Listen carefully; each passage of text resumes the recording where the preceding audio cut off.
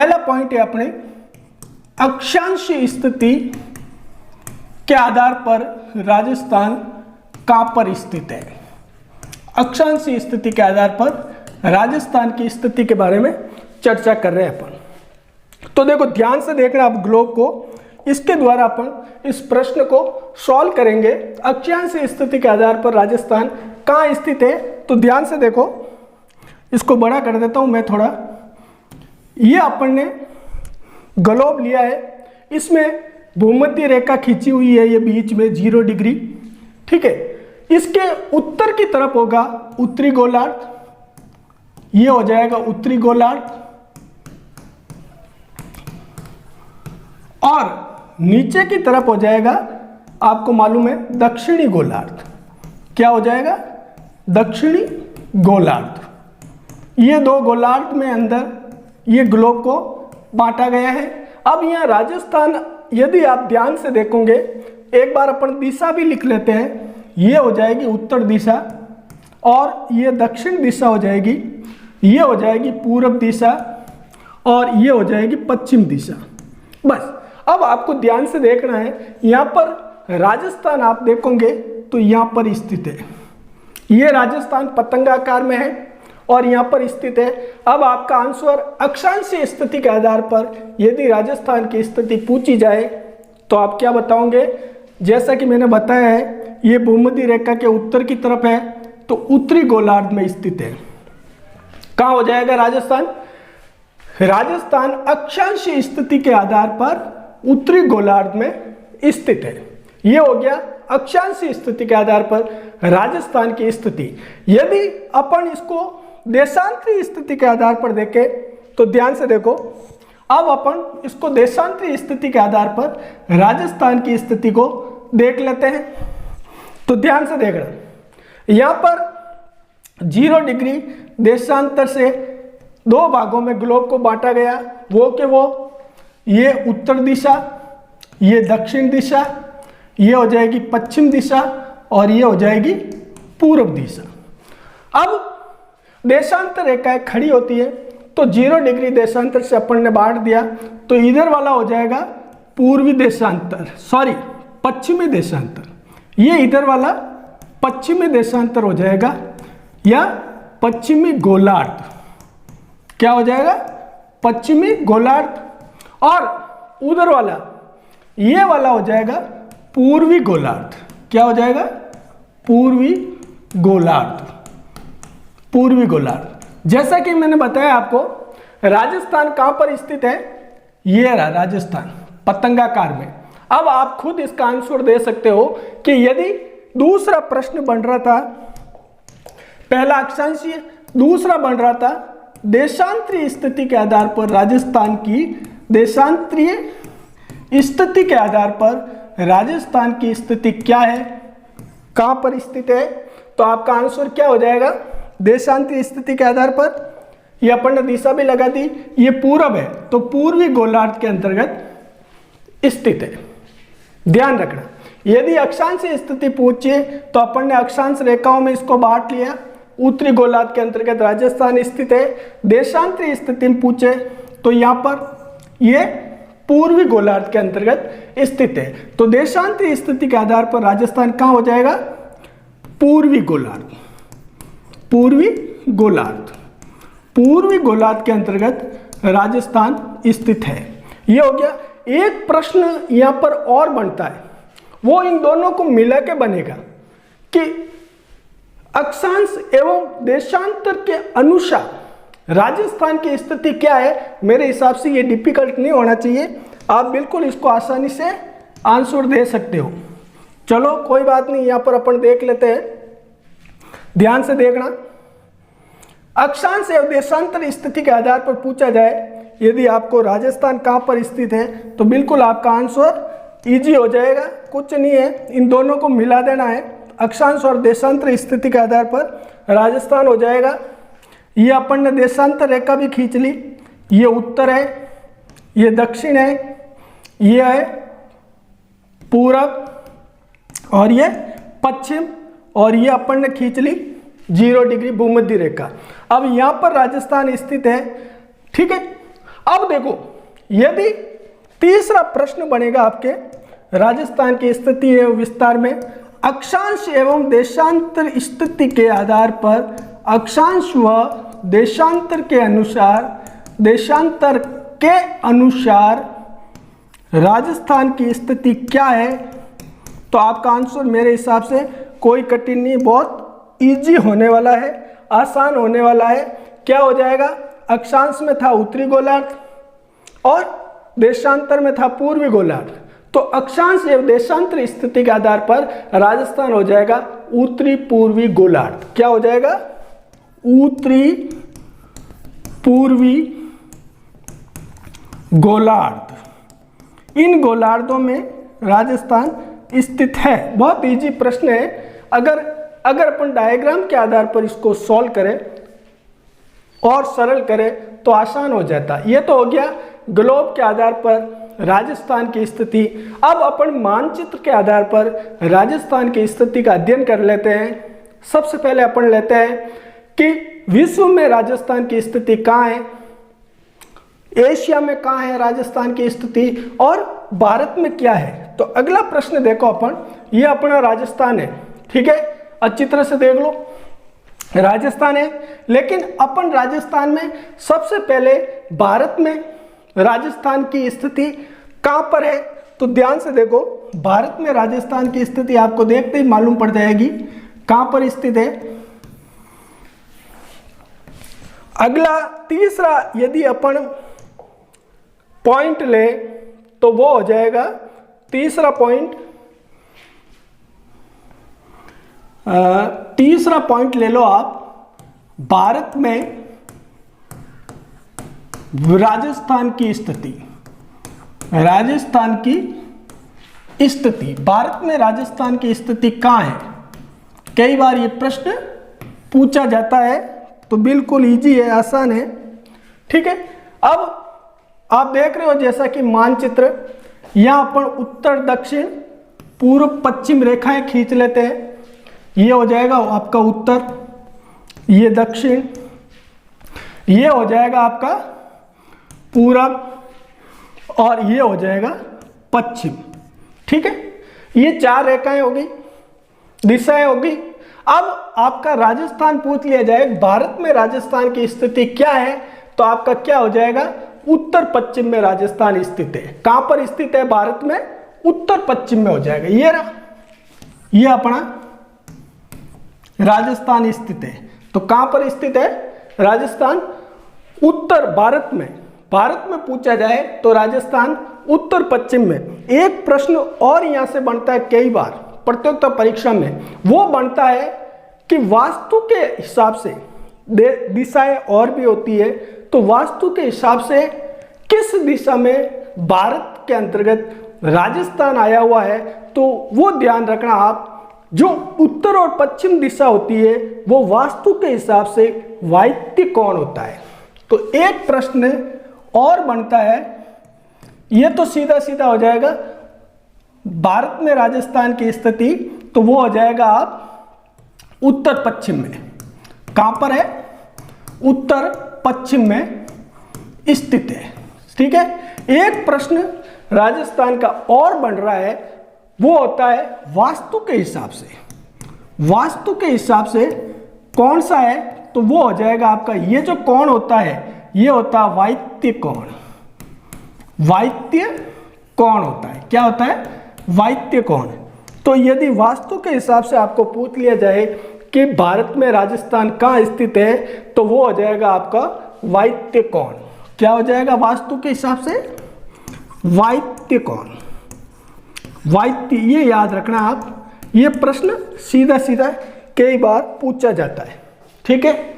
ऐसे उत्तर पश्चिम में भारत में राजस्थान स्थित है, और वास्तु के हिसाब से पूछ लिया जाए तो आपका वायव्य कोण हो जाएगा। ये तो हो गया भारत में राजस्थान की स्थिति।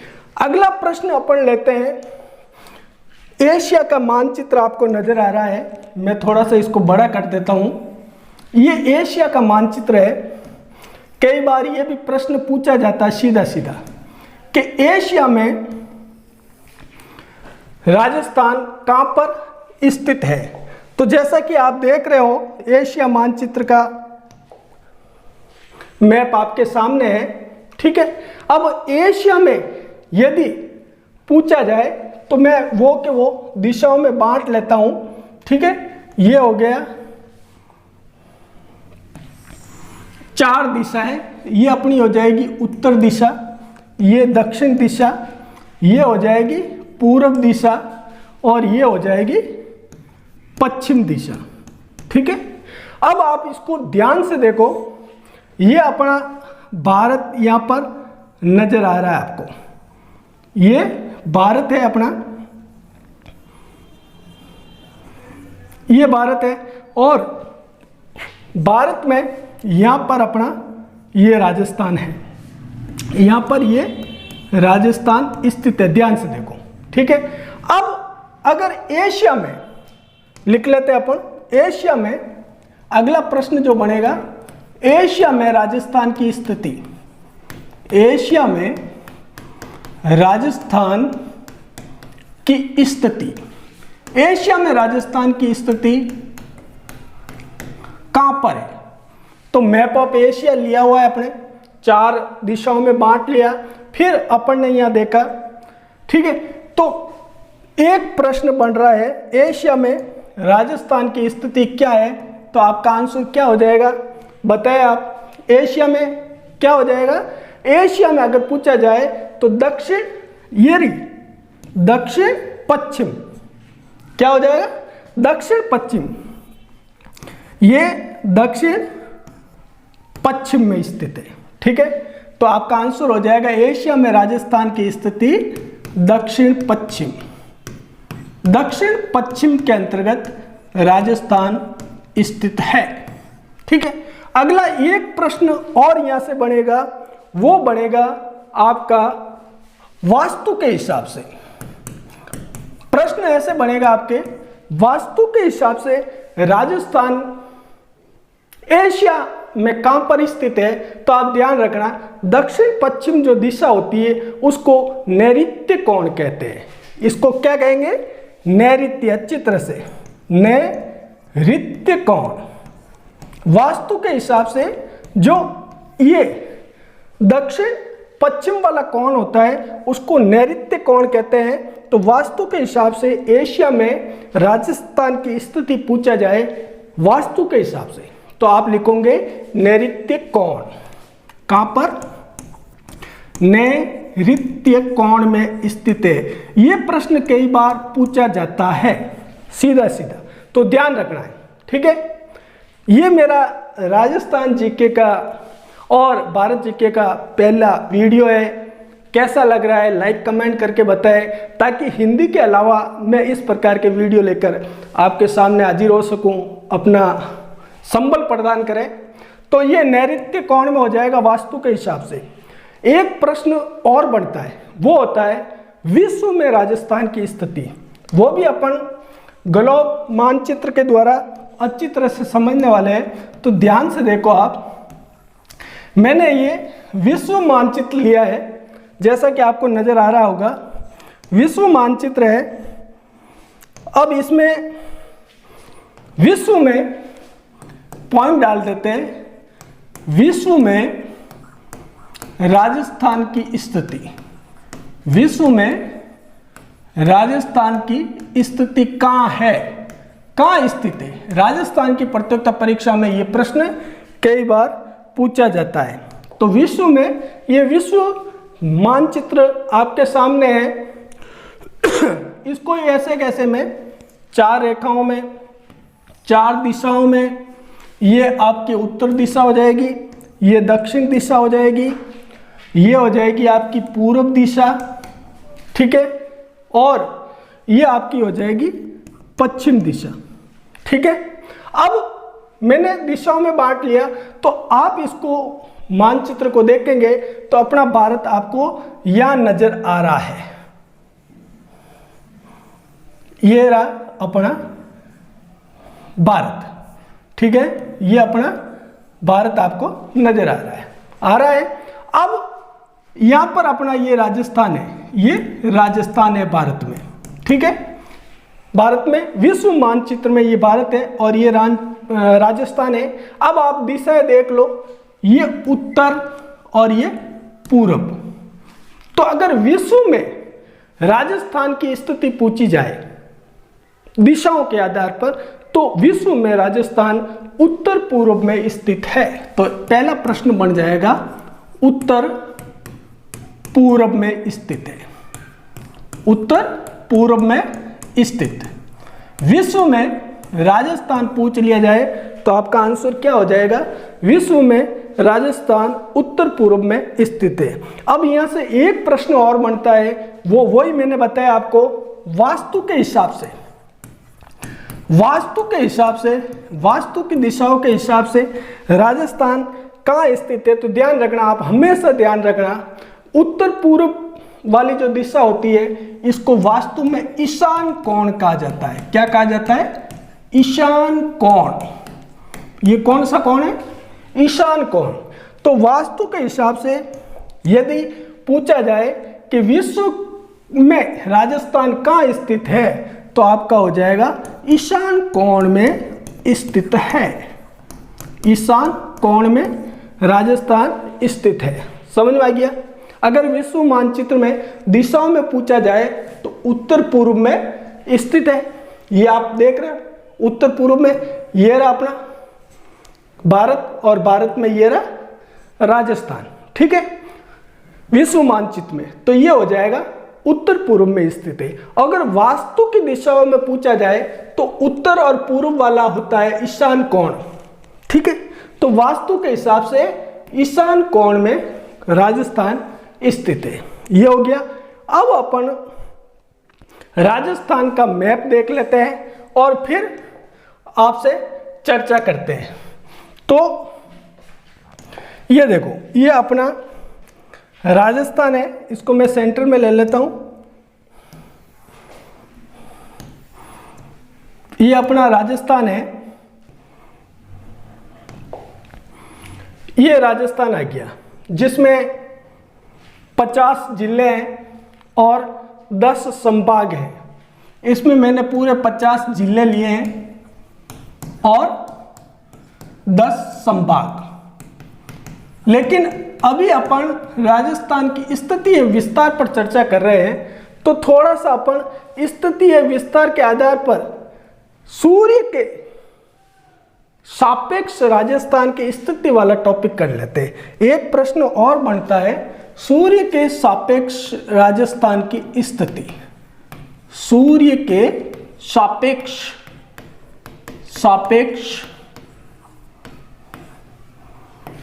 राजस्थान की स्थिति, राजस्थान की क्या स्थिति। यहां से भी अधिकतर प्रश्न बनते हैं जो अपन गड़बड़ कर लेते हैं, जबकि बहुत इजी होने चाहिए, ज्यादा बड़े इजी होते हैं, लेकिन अपन थोड़ा सा ध्यान नहीं देते हैं, इस हिसाब से ये प्रश्न अपन गलत कर लेते हैं।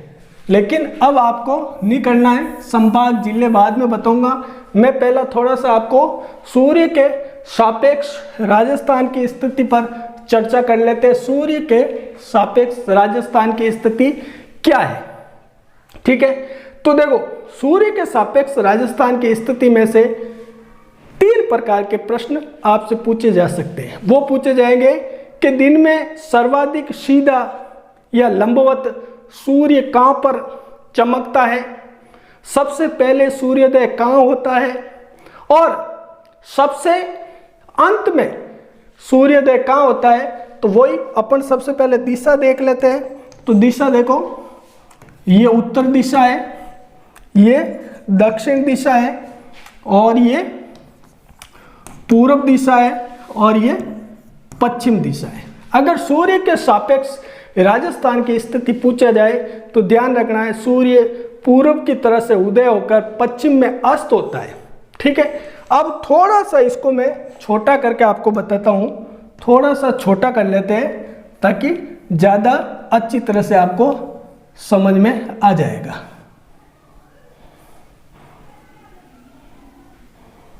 ये ठीक है, ये देखो दिशाएं वापस लिख देंगे। अभी आपको पूरा सूर्य के सापेक्ष स्थिति देख लेते हैं। तो ये जैसा कि मैंने बताया आपको, ये है पश्चिम दिशा, ये पूर्व दिशा, ये उत्तर दिशा और ये दक्षिण दिशा। सूर्य के सापेक्ष राजस्थान की स्थिति देखिए। अपन को मालूम है सूर्योदय सबसे पहले पूर्व में सूर्य उदय होता है। ये सूर्य है अपना, ठीक है।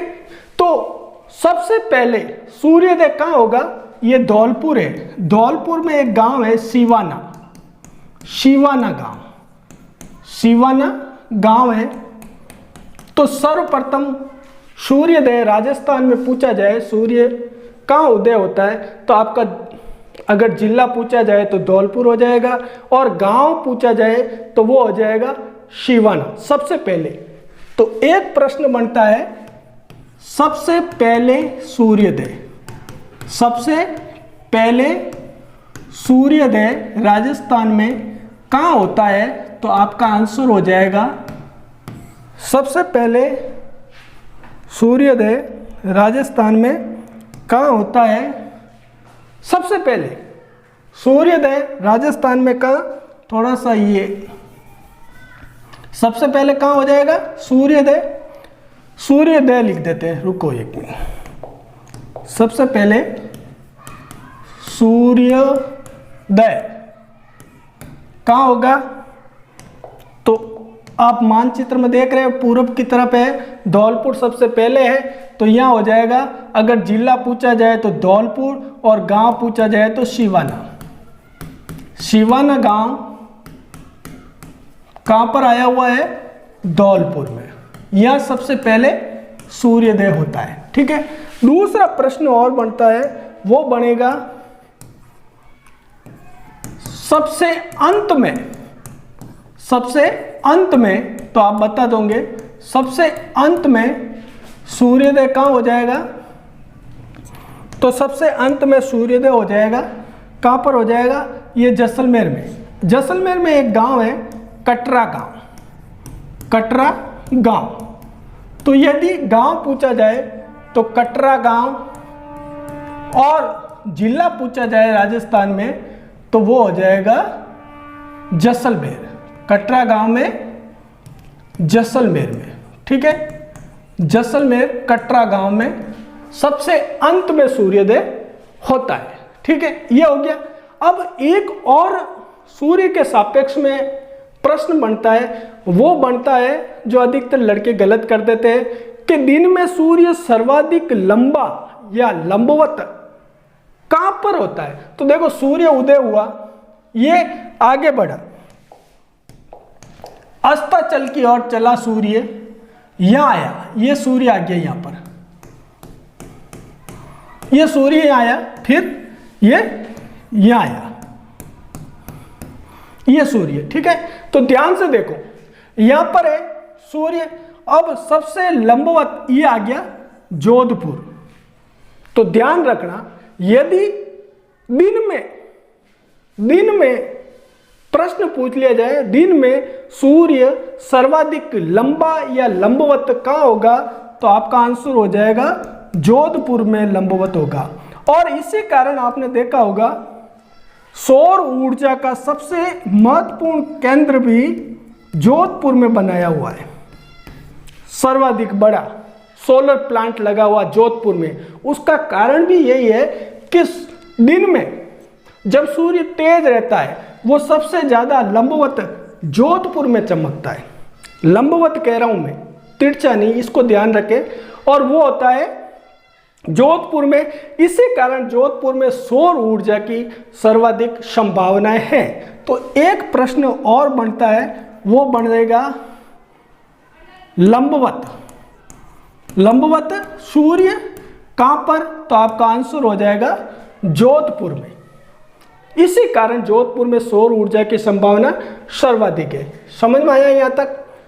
सबसे पहले सिवाना गांव धौलपुर, लंबवत जोधपुर, सबसे अंत में सूर्योदय तो कटरा गांव जैसलमेर।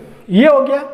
एक प्रश्न और बना लेते अपन, तो इसको मैं थोड़ा सा मिटाता हूं, इसको एक बार अच्छी तरह से देख ले। आप देख लिया?